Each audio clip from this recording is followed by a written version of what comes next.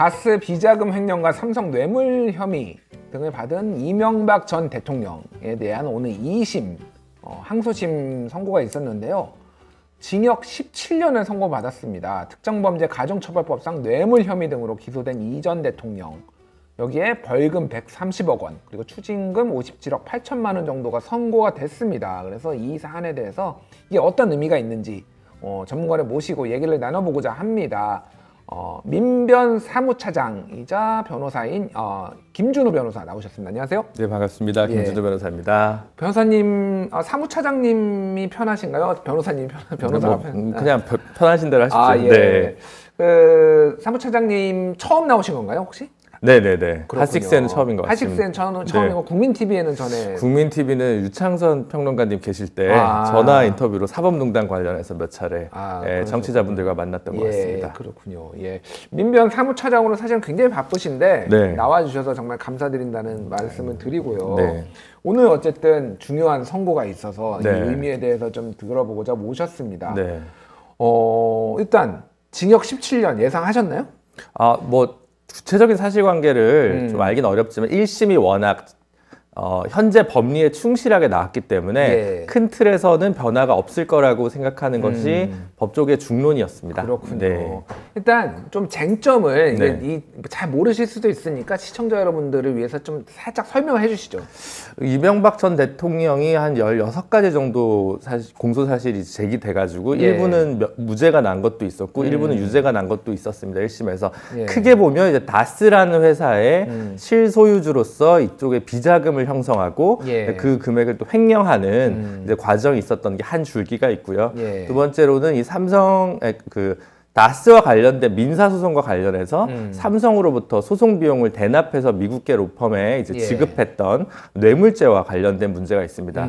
또 기타 이팔성 전 우리금융 회장이라던가 뭐 몇몇 이들로부터 이제 뇌물을 별도로 받은 예. 이제 그런 것 세 개가 이제 큰 줄기고요. 그리고 이제 영포빌딩, 예. 영포빌딩에 숨겨놨던 대통령 기록물과 관련된 부분 이제 그런 것들이 이제 크게 4가지 갈래가 이제 세부적으로는 조금씩 다른 공소 사실이 있습니다만 그렇게 돼 있고요.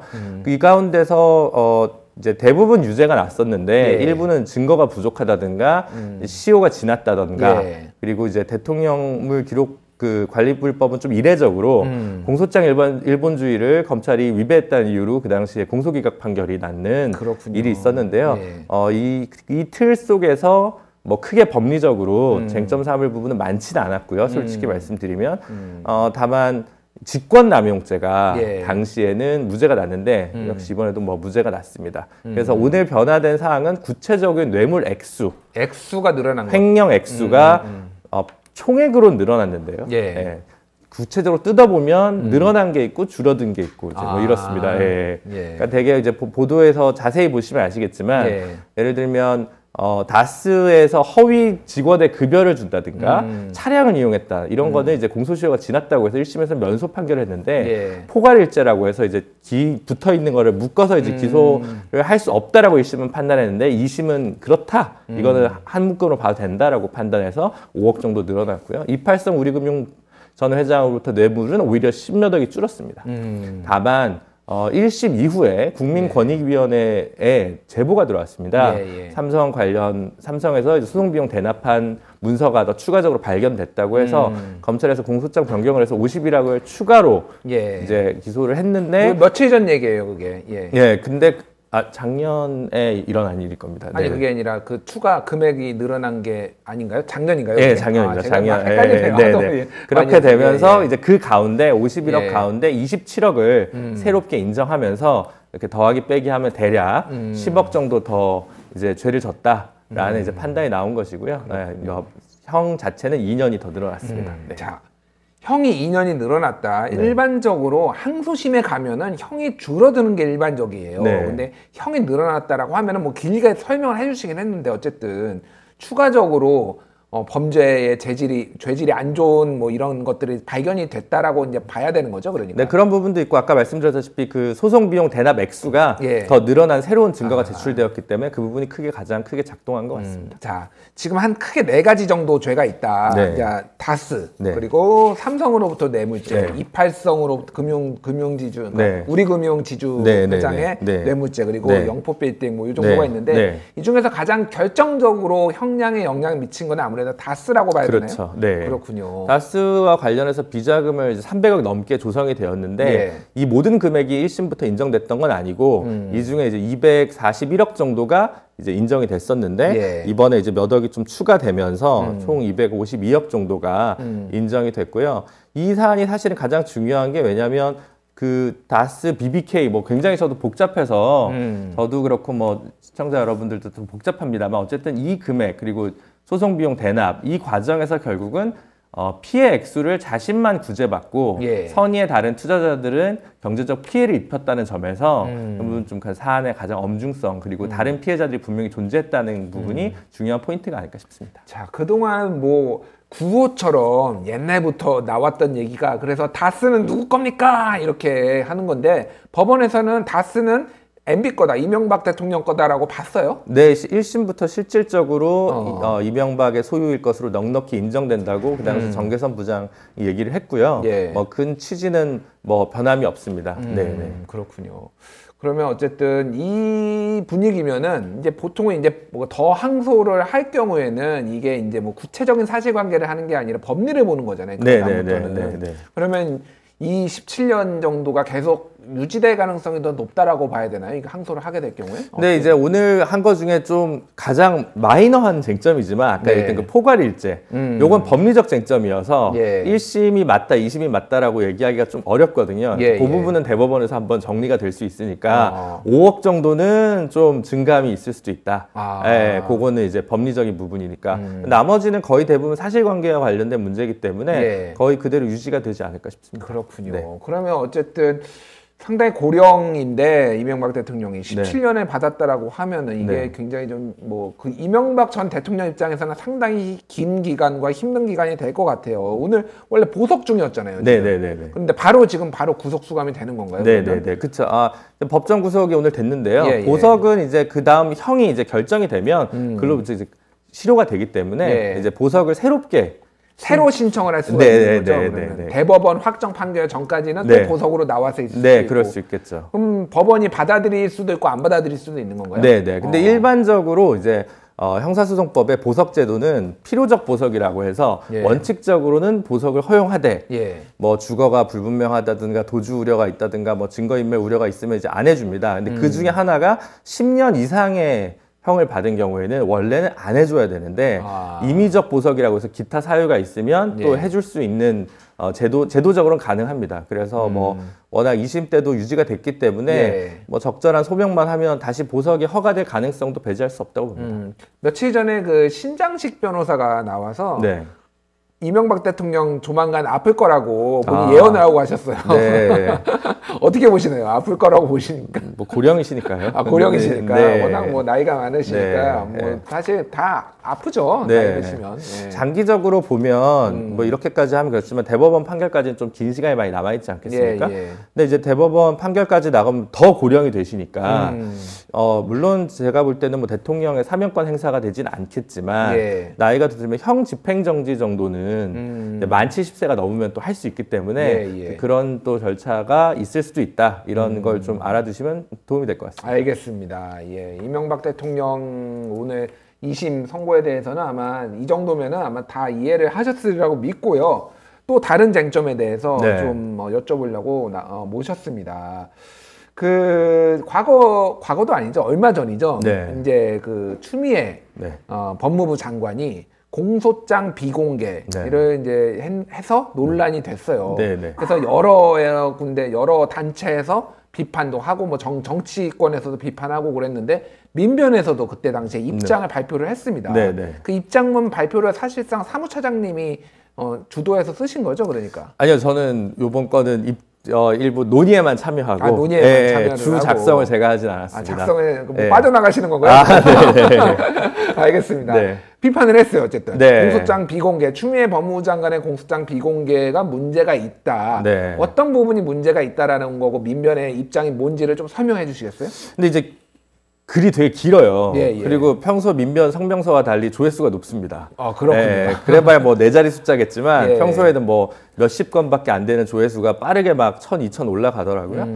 근데 이제 글이 기니까 예. 추미애 장관에 대한 뭐 비판적 의견도 포함되어 있는데 분량으로 따지면 그건 또 이제 3분의 1이거나 뭐 5분의 2 정도에 왔다 갔다 하는 분량인데 나머지 문제의식은 좀 가리고 예. 헤드라인에는 이제 민변도 뭐 민변도 비판해. 뭐 이런 식의 예, 좀 예. 많이 나서 또 이제 언론의 무서운 맛을 저희가 빨간 맛에 봤나요? 네 그렇습니다. 아니 근데 예전에 이거 네. 여담인데 네. 예전에 이제 박근혜 대통령 그 탄핵 네. 이제 헌재에서 하는데 네.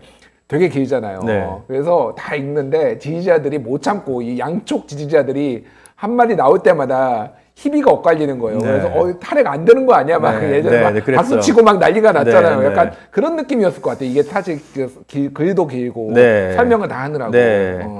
내부에서 많은 수기가 있었고요. 예. 오해를 살 수 있어서 입장을 뭐 내는 것이 적절하냐라는 입장까지 해서 좀 다양한 의견들을 좀 모으느라 좀 예. 힘이 들었고 여전히 내부에서 이 쟁점과 관련해서 많은 토론을 하고 있습니다. 그렇군요. 네, 일단 그래서 그렇게 좀 설명을 해주시죠. 설명을 예. 드리죠. 예. 일단 공소장 공개와 관련해서 현재 법 제도가 예. 좀 이상합니다. 아. 네, 문제가 좀 많습니다. 그렇군요. 일단 법 자체로요. 예. 지금 문제가 된 거는 국회법 그리고 국회 증언감정에 관한 법률에 의거해서 예. 국회가 자료 제출을 이제 법무부에 요구하는 거죠. 근데 이제 알 권리랑 이거는 좀 관계는 좀 없거든요. 알 권리는 하고는 관계가 없는 일이다. 네, 저희가 보기엔 일단 좀 그렇습니다. 언론에서는 알 권리 침해다 이렇게 얘기를 많이 썼어요. 그렇게 많이 썼는데 예. 저희는 좀 그렇게 보는 편은 아니고 왜냐하면 국민의 알 권리에 기초한 법률은 정보공개 청구법이 별도로 있습니다. 예. 근데 정보공개 청구법은 이제 정보공개 제한 사유가 굉장히 막 덕지덕지 많이 붙어 있거든요. 예. 알 권리를 주장하시는 분은 불만이 갈 정도로 여러 가지 예외 사유나 제한 사유가 있습니다. 맞아요. 예. 근데 국회 증언감정법은 예외 사유가 외교 안보에 관한 이슈가 아니면 안 된다라고 돼 있거든요. 그러면 굉장히 포괄적인 건데 그렇네요. 이건 알 권리에 기초한 게 아니라 국회, 입법부의 행정부 또는 사법부에 대한 견제 감시 기능에 기초해서 부여된 권한이다. 권력을 남용하고 있는 거 아니냐. 네, 지금 한마디로. 예. 그런데 이제 그 국민이라고 해서 무조건 그걸 다 요구할 수는 없고 예. 국회 되니까 좀 제한 없이 자료를 제출하라라는 요구를 할 수 있다는 거죠. 예. 근데 그것도 남용되면 안 되니까 예. 사실은 국회법에 보면 국정감사, 예. 국정조사, 안건 심의를 위한 목적으로 이게 좀 제한돼 있습니다. 예. 그 다음 절차적으로는 본회의나 위원회, 소위원회 의결 또는 소위원회 3분의 1 의원들의 연서로 이게 이제 되도록 돼 있거든요. 예. 그런데 관행은 그냥 국회 비서관 보좌관이 전자 시스템에 입력을 해가지고 하면 이제 그냥 다 해주고 예. 사후적으로 그냥 위원회에서 추인하는 형태로 좀 이렇게 제한 없이 이렇게 움직여 왔거든요. 예. 그러다 보니까 이 문제와 관련해서는 좀 너무 폭넓게 되어 있는 부분이 있고 그 절차와 그리고 이제 목적상의 제한을 국회조차 준수하지 않았기 때문에 추미애 장관이 이걸 비공개했다고 해서 정확히는 이제 요약본을 제출하겠다 해서 그렇죠. 이거를 법 위반이라고 볼 것은 아니다. 그러니까 그 전에는 이름하고 주요 개인 정보만 가리고 그냥 원본 자체가 이렇게 통째로 공개가 됐는데 이번에는 추미애 장관 법무부에서는 네. 그거를 요약해가지고 네, 네. 이렇게 이제 뭐 공개를 한 거예요. 네, 그렇습니다. 그런데 그래서 이제 국회가 관행이라는 이유로 법을 좀 제대로 지키지 않았기 때문에 실제로 법적 권한이 좀 약하고 그래서 추미애 장관이 뭐 법 위반이다라고 얘기하기엔 좀 어렵다라는 게 이제 첫 번째 갈래입니다. 네. 두 번째 갈래는 이제 이것도 좀 복잡한데 그 형사소송법이랑 예. 국회법이랑 국회 증언감정법이 충돌합니다. 이제 형사소송법은 뭐라고 돼 있냐면 이제 공판 전에는 예. 공소장은 비공개가 원칙이고 다만 공공의 이익에 대한 상당한 사유가 있으면 공개할 수 있다. 근데 이게 주어가 없는데 사실 이거 주체는 법원이라고 봐야 되거든요. 그럼 법원은 공판 전에는 비공개할 수 있는 거예요. 법원의 비공개가 원칙이다. 네, 법원의 재량으로. 예. 그러면 국회는 그동안 공소장을 법무부 검찰에 요구를 했습니다. 근데 사실은 공소장 제출이 원본은 법원에 제출된 거거든요. 그렇죠. 근데 만약 법원으로 하여금 공소장을 달라라고 하면 예. 우리는 비공개할 거야. 형사소송법으로 얘기하면 그만이거든요. 아, 그러면 그렇군요. 같은 문서를 예. 법원에서 비공개하면 합법이고 법무부 검찰에서 비공개하면 불법이거나 뭐 정당하지 않은 거냐. 이것도 이상하다. 그래서 그렇군요. 제가 아까 처음 말씀드린 법이 좀 흠결이 있다. 교통정리가 정확히 돼 있지 않다. 그렇군요. 예. 아무래도 사법부보다는 네. 행정부 쪽이 좀 더 입법부의 입김이 잘 들어가요. 네, 네, 그러니까 그쵸. 사법부한테 가서 법원에 네. 가서 이거 해, 네. 뭐 해라고 뭐 명령할 위치도 그쵸. 아니고 협조 요청을 하면은 네. 아, 우리가 왜 해? 네. 이렇게 할 수 있지만은 행정부 쪽은 어쨌든 뭐 검찰은 행정부의 네, 그쵸. 네. 외청이니까 네. 그래서 그런 어떤 역학관계가 좀 있는 거군요. 그렇죠, 이게. 그렇죠. 네. 그런데 이제 그게 저희 성명서에는 충분히 담기지 않았지만 여기서는 이제 개인적인 견해인데 예. 언론 취재하시는 법조 기자들한테 물어보니까 검찰이 항상 공소장을 공개했던 건 또 아니다. 라는 문제가 있어요. 아, 그렇군요. 그러니까 마치 프레임상으로는 추미애 장관이 전대미문으로 공소장 비공개 혹은 요약본 제출을 한 것처럼 기사화가 됐지만 예. 예를 들면 가습기 살균제 사건 같은 경우는 예. 공소장을 공개하지 않았다는 거예요. 그래요? 네. 그리고 조범동 조국의 오촌 조카 뭐 코링크 관련돼서 알려진 분 있잖아요. 예, 예. 그분에 관한 공소장을 국회에서 요구했을 때 검찰에서 보통 3, 4일 있다 주는데 한 11일을 있다가 줬다는 거예요. 수사에 영향을 미칠 우려가 있다는 이유로. 그렇군요. 그러면 법무부가 요약본을 제출하면 비난받고 검찰이 판단하면 괜찮냐. 이것도 이상한 거예요. 그러니까 그동안 관행이 모두 무법천지였다라는 거죠. 그러니까 누가 뭐 잘못했다 잘했다를 떠나서 좀 제대로 된 관행이 형성되지 않았고 법도 좀 공백이 많았다라는 것이고요.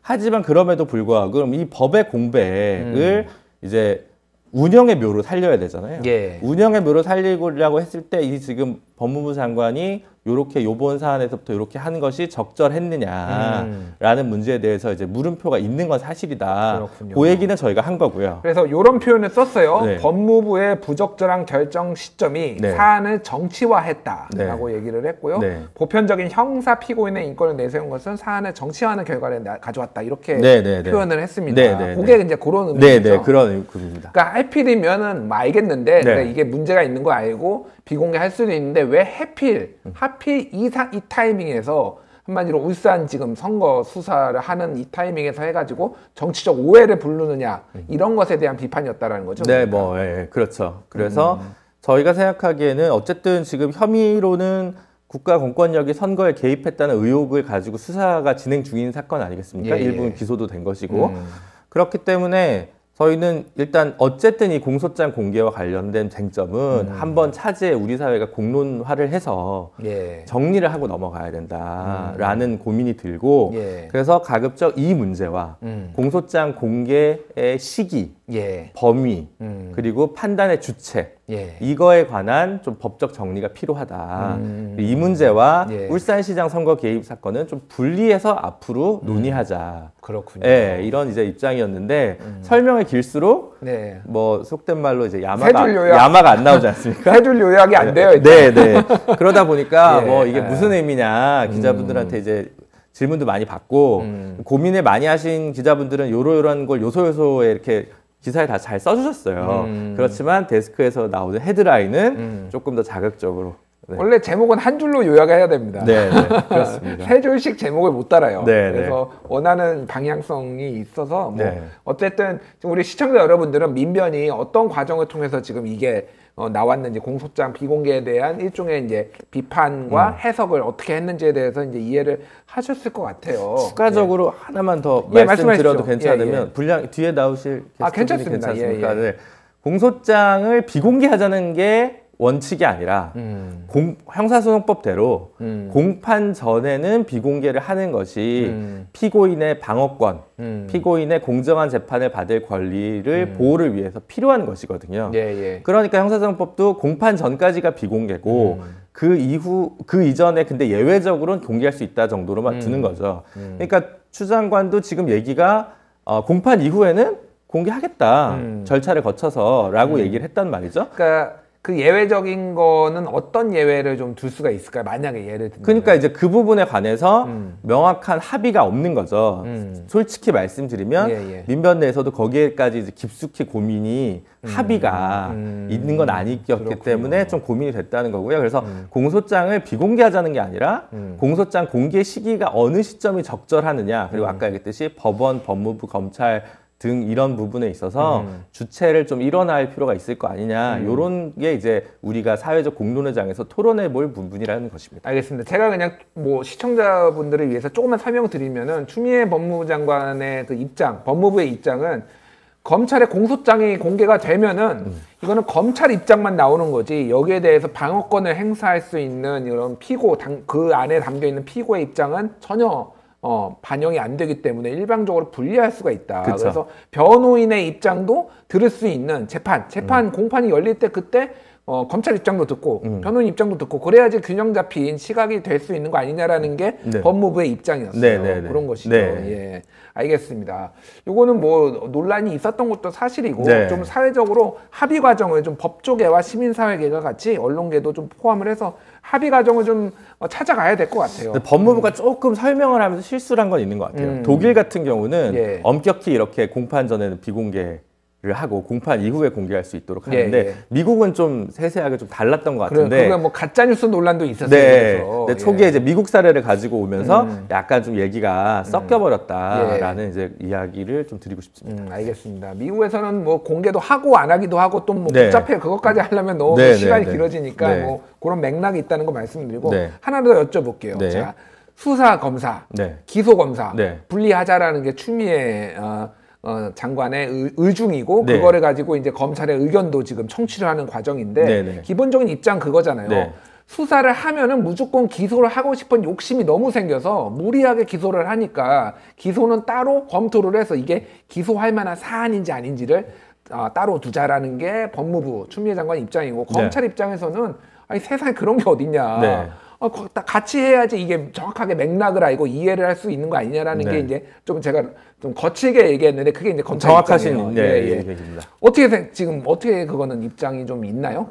네, 이제 민변 원칙적으로 예. 기소와 수사는 가급적 분리하는 것이 좋습니다. 그렇군요. 거기에는 원칙적으로. 이견이 없습니다. 근데 모든 원칙은 이제 일정한 예외랑 이런 것들이 좀 필요할 때가 있잖아요. 예. 그래서 이제 그 그 층위를 어떻게 가를 것이냐에 대한 고민이 되게 이제 많은 거죠. 지난 패스트트랙에서 통과된 게 검경 수사권 조정이라는 타이틀로 보통 나갔는데 사실은 이제 수사 구조를 어떻게 개혁할 것이냐라는 타이틀이 더 맞거든요. 그럼 수사와 기소를 분리하는데 한꺼번에 다 분리할 수 없으니 검찰의 수사 범위를 좀 축소한다. 이게 이제 사실은 핵심이었던 거거든요. 그러니까 수사와 기소를 가급적 분리한다라는 건 검찰 개혁을 바라는 입장에서는 원론적으로 다 찬성을 하는 입장이고 그 간의 로드맵 혹은 구체적으로 디테일화되는 과정 여기에 대해서는 의견 충돌이 좀씩 있죠. 그렇군요. 정확히 말씀드리면. 오늘 뭐 추미애 법무부 장관이 김어준의 뉴스공장에서 전화 인터뷰도 하면서 뭐 이런저런 얘기를 했습니다. 근데 지금 그 검찰 내부의 반발이 만만치 않아요. 네. 검찰이 반발하는 거는 어떤 이유 때문에 반발을 한다라고 보시는 건가요? 저는 솔직히 얘기해서 검찰은 항상 검찰 편. 검찰은 검찰 편. 그렇죠. 검찰은 검찰 자신의 권한이 축소되는 것을 원치 않는 거죠. 재미있는 얘기를 드리면 왜 그 한국당에서 공수처를 반대할 때 원칙적으로 맞는데 전혀 당장 현실이 안 될 것 같은 안을 가지고 와서 이렇게 밀어붙일 때가 있습니다. 이론적으로 맞는데 갑자기 이렇게 하면 판 깨자는 얘기로 실질적으로 작동하는 경우가 있는데 그걸 재작년에 곽상도 의원께서 수사청 법안을 발의하셨어요. 수사청 법안? 이게 어떤 건가요? 그러니까 이제 검찰청을 공소청이랑 수사청으로 쪼개는 거죠. 그러니까 기소와 수사를 분리하는 거죠. 공수처는 만들지 말고 대신에 검찰을 두 개로 쪼개자라는 의견인 것 같아요. 뭔가 굉장히 아이디얼한데요? 네네네, 그렇죠. 그러니까 그런 입장이 사실은 뭐 저희 민변 내에서도 검토된 적이 있고 충분히 숙고할 만한 고민이 있는 지적이거든요. 근데 그 시점에서 그 얘기를 한다는 건 이제 제로 베이스에서 한다고 하는 거고 또 허송세월이라고 하긴 그렇고 또 처음부터 원점 검토하면 안 시간 하겠다는 다르고 거죠. 안 하겠다는 거죠. 아. 이론적으로는 독일 같은 경우는 독일은 이제 법적으로는 수사 권한도 있는데 수사 인력이 없어요. 네, 그런데 한국은 수사 인력이 굉장히 유능한 수사관들이 굉장히 많아요. 네, 검찰 안에 있거든요. 그 이 인력을 어떻게 할 거냐 이 문제가 남았던 거거든요. 사실은. 그래서 검경 수사권 조정이 그럼 어떻게 되냐면 제일 환상적으로는 검사들만 남고 수사관들을 경찰로 보내거나 수사청을 만들어야 되는데 그런 얘기까지 사실 한때 검토가 됐어요. 근데 이분들은 검찰청으로 입직을 하신 분들이라 경찰에 가면 이건 이제 노동 문제가 되는 거예요. 그러겠네요. 예, 굉장한 반발이 이제 일어나니까 또 검찰에 대한 자부심이 있어요, 사실. 그럼요. 전문적이고 특수한 수사를 쭉 해왔던 역량들도 있기 때문에 그러다 보니까 결국은 현실에서는 이게 혁명을 하는 게 아니라 개혁을 하는 거라서 그러니까 백지에 도화지에 그림을 그리는 게 아니라 유화처럼 덧칠을 하는 거라서 계속 절충과 타협 속에서 조금씩 고쳐 쓰는 제도인데 이게 이제 한 가닥이 이제 검경 수사권 조정 좀 마무리가 됐으면 그 다음 단계에서 이 기소 수사를 또 어떻게 효과적으로 분리할 것인가에 대한 고민을 사실 우리 사회가 해야 됩니다. 근데 시민사회는 학계도 제가 생각하기엔 합의된 의견은 없는 것 같아요. 그렇군요. 어려운 부분인 것 같고요. 근데 어려운 부분을 굉장히 뭐랄까요, 추다르크답다고 할까요? 그러니까 돌파, 직진. 직구를 한번 크게 던지니까 굉장히 고민할 구석이 많아서 뭐 정무적 판단에 의해서 나온 발언일 수도 있지만 그 가지고 있는 합리적 핵심은 그렇게 가벼이 볼 것이 아니다. 이런 입장입니다. 그렇군요. 알겠습니다. 아마 이 사안이 계속 진행이 될 것 같은데 바쁘신 거 알지만은 뭐 가끔 나오셔서 해주실 수 있으시죠? 네. 알겠습니다. 뭐 대답이 시원치 않은데요, 되게. 아닙니다. 네. 아는 주제 한해서 범위에서 나오도록 하겠습니다. 알겠습니다. 예, 잘 들었고요. 지금까지 민변 사무차장 김준우 변호사였습니다. 감사합니다. 네, 감사합니다.